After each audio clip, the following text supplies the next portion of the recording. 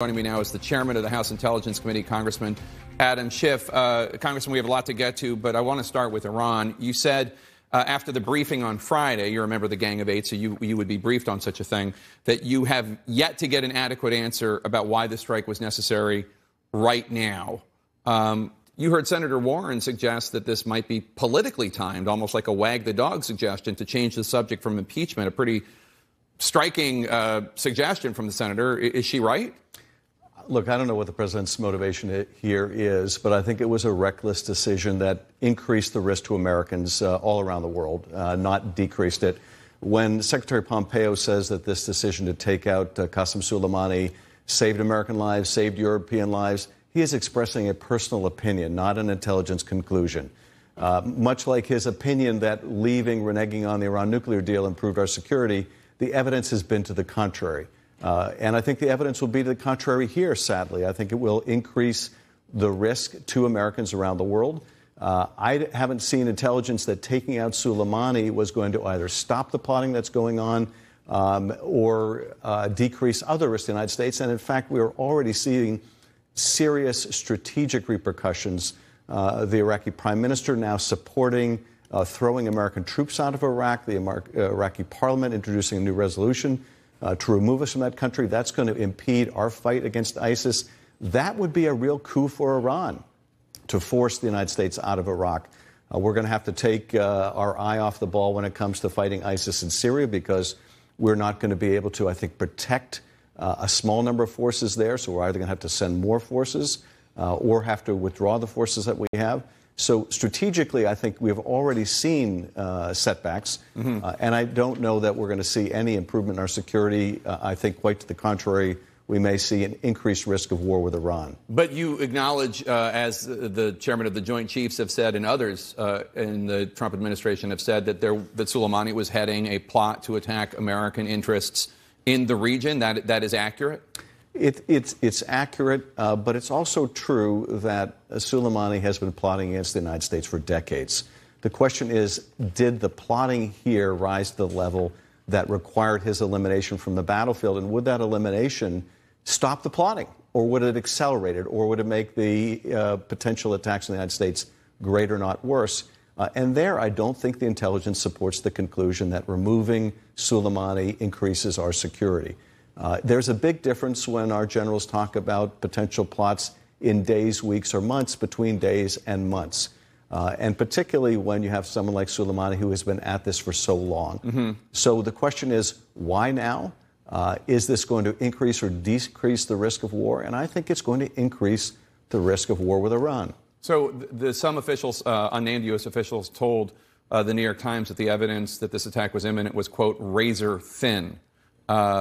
Do you agree? I don't know if I would use that characterization. I would say that there certainly was a lack of detail in terms of the plotting, and I don't think we had sufficient guidance on either its imminence or the nature of the attacks to warrant taking out Soleimani. I don't think the intelligence supports the conclusion that killing a top Iranian official is going to either stop plotting or improve American security. I do think it's likely to result in strategic losses. I think it's going to result in potentially our being thrown out of Iraq, reducing our ability to fight ISIS, and additional plotting against the United States. Let's turn to impeachment. House Speaker Nancy Pelosi is still holding on to the articles of impeachment and preventing the Senate from beginning its trial. Senate Majority Leader Mitch McConnell made clear on Friday he said he's in no rush to hold the trial. He's not going to meet her demands for a trial. How long are Democratic leaders prepared to hold on to the articles? Might this go until February? Could this be indefinite?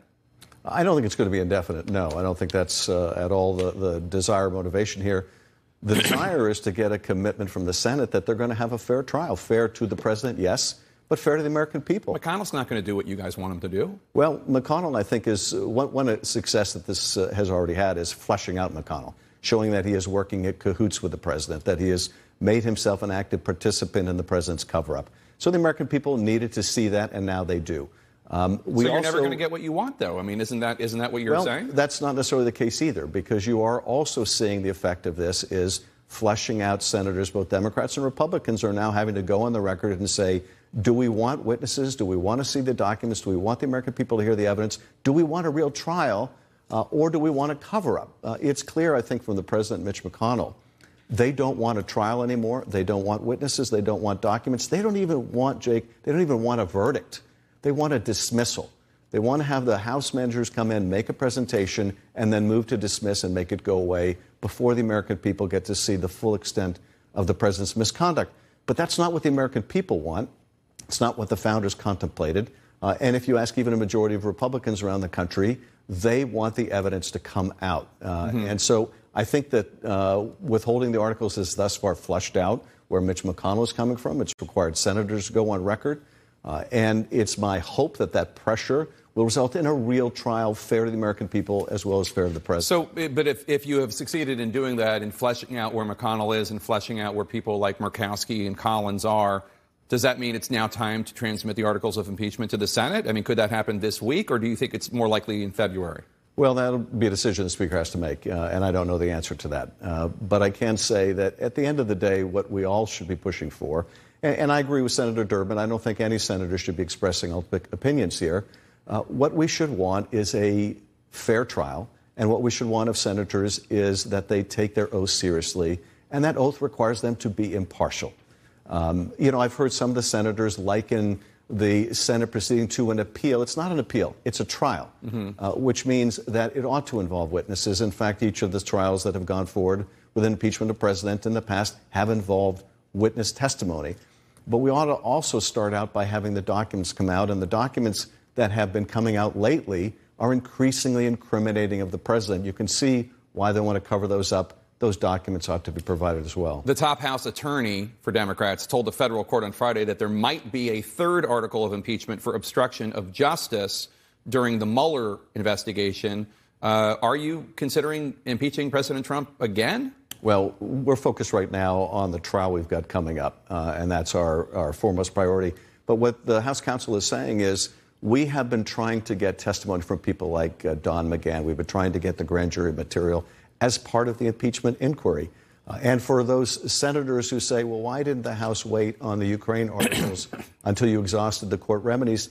The reason is because on those articles, the president was trying to seek foreign help in the election. It's not sufficient to say, let's wait another year or 2 years to get these witnesses in if the president is trying to cheat in the next election. So we move forward with those articles that had the greatest sense of urgency. We continue to press the case with McGahn, with the grand jury material, with those that weren't as urgent. And I think that makes all the sense in the world. Chairman Adam Schiff, thanks so much for being here. We really appreciate it.